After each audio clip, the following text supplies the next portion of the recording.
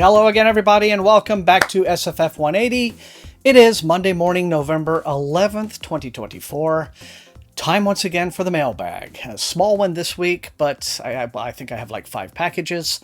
But like I said, bringing consistency back to the whole thing. Anyway, well, this has been quite a week, hasn't it? Yeah, it may seem right now kind of a trivial and frivolous thing to talk about books and stuff, what with the state of affairs that we're all living in. But like I told my folks on the stream the other night, the Thursday night reading hangout, I am here. Think of SFF180 as, your place of comfort from the world, right?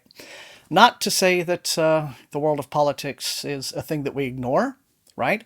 Science fiction, I think one of the things that makes science fiction a great genre of literature is that it has always been among the most aware and engaged politically of all genres, because science fiction is always about looking at the human condition and examining it, so that's a good thing. But at the same time, this is, shall we say, neutral ground where we can all come and just share our love of our reading and the books that we enjoy, right? I think that's, we need to have those things in life, right? So, one announcement only before I get into the books, and this is something that I've been thinking about for a while and that some of my regulars, again, stream regulars, have been bugging me about, and I do think it's a good idea. So, it's happening, starting January 1st.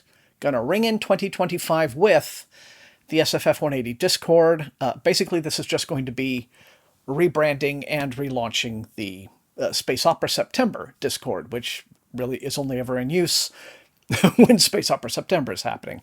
As for the future of Space Opera September itself, still up in the air. No plans at present to have a season 4, but what I will probably start doing is just having it at an informal level each year where, hey, it's September again. We've got 3 years, 3 seasons worth of achievements and goals and, fun games to get you reading space opera, and you can just undertake any of those you wish. It can be just sort of like a self-led journey into the readathon, if you want to do it that way. So that'll happen. But long story short, though, yes, SFF180 Discord will be coming. I will be trying my best to be on it pretty regularly, maybe even a little bit each day, if I can. It's a new habit I'm going to have to form because, to be honest, I'm not really a regular Discord user. But I know a ton of channels have their own Discords. It's a great way to kind of keep the community active, and inspire conversation and stuff like that. And so for that reason, yeah, I think it's time to do it. I think it's time to sort of, catch up to the 2020s. Right, Thomas? So that's it. Those are announcements, and let's get into it, shall we? As I said, 5 packages this week, and so I think a couple of them are going to have some exciting things in there. So, like, really, really exciting. So let's see.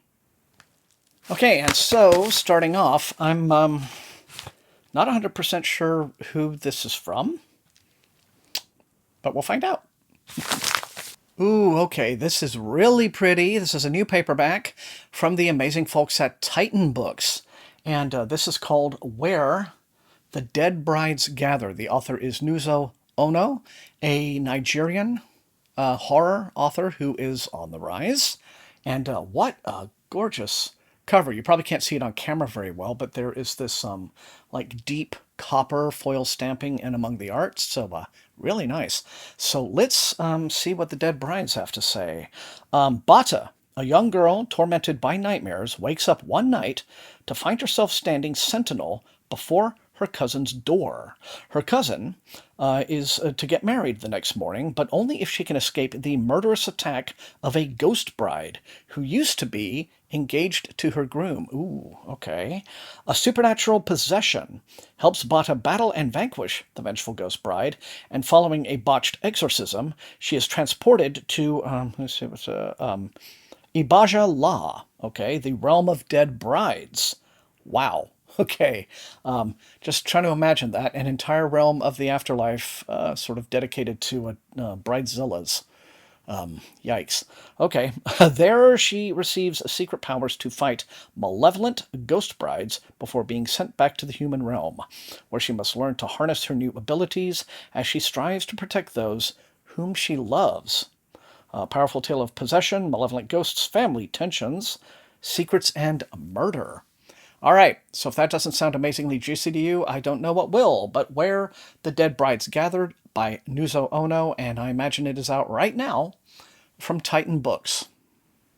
And this is a box from Random Penguin.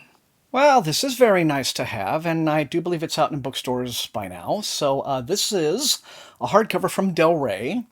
The author is M.L. Wang, who has also written an epic fantasy book called The Sword of Kaigen, I believe, which has gotten quite a lot of positive buzz. It actually came out a while ago, I think. But anyway, this one is new, or newish, and it is called Blood Over Bright Haven. It's got a very shiny dust jacket.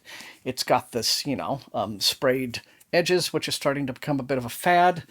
So let's see what it says. Siona, S-C-I-O-N-A, stepped into the circle toward her destiny or toward the end of everything. All right.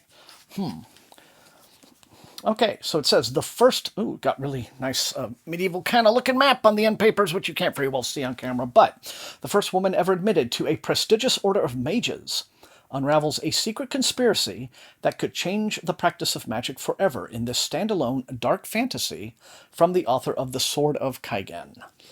For 20 years, Siona has devoted every waking moment to the study of magic, fueled by a mad desire to achieve the impossible, to be the first woman ever admitted to the High Magistracy at the University of Magics and Industry.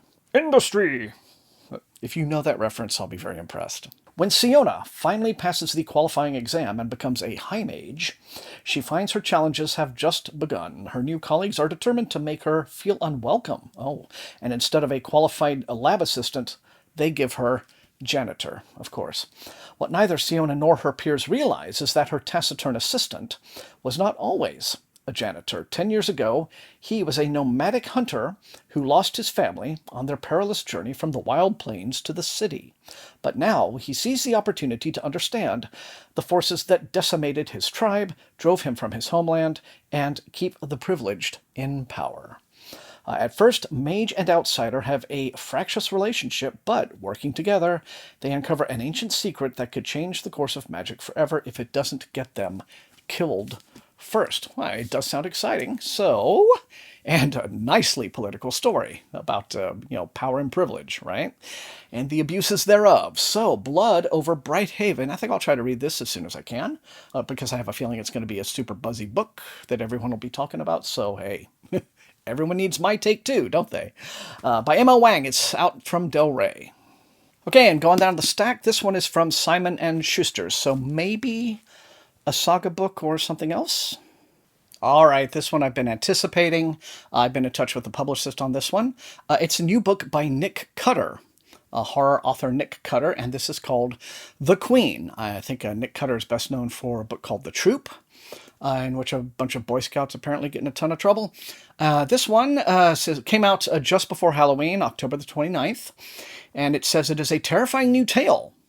A creeping, crawling horror that follows a young woman searching for answers around her friend's disappearance and uncovering secrets beyond her wildest nightmares along the way. I have a feeling this book is all about yellow stripy things, because there's one right there. So let's see.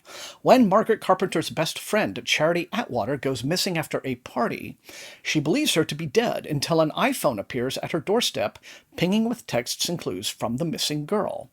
In a twisted scavenger hunt over one feverish day, Margaret follows Charity's increasingly frantic breadcrumbs through their high school, under the city, and into the orbit of Rudyard Crate, a terrifying tech titan dedicating his billions to depraved gene mutation experiments. All right, this one just kind of got got a lot more fun. Oh, and okay, that's where the plot synopsis leaves off. All right, so I guess we have to worry about the genetic mutation billionaire guy. This could be nice and gory and hopefully right.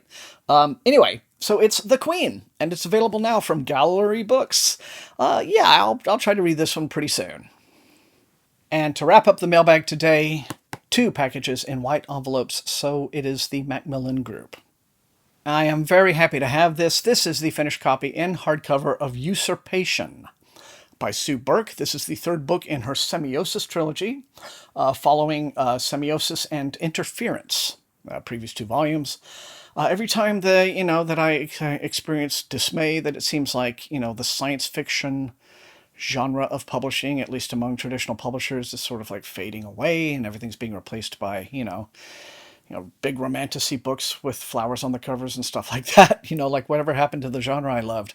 Something like this happens, and I'm aware that there are still a lot of people out there carrying the science fiction torch, and so that makes me really happy. But Usurpation, I guess this is rounding out the trilogy, and let me just give, without any kind of spoilers, she returns to her science fiction semiosis series, The Descendants of Stevland, the Sentient Plant. Okay, just going to leave it there.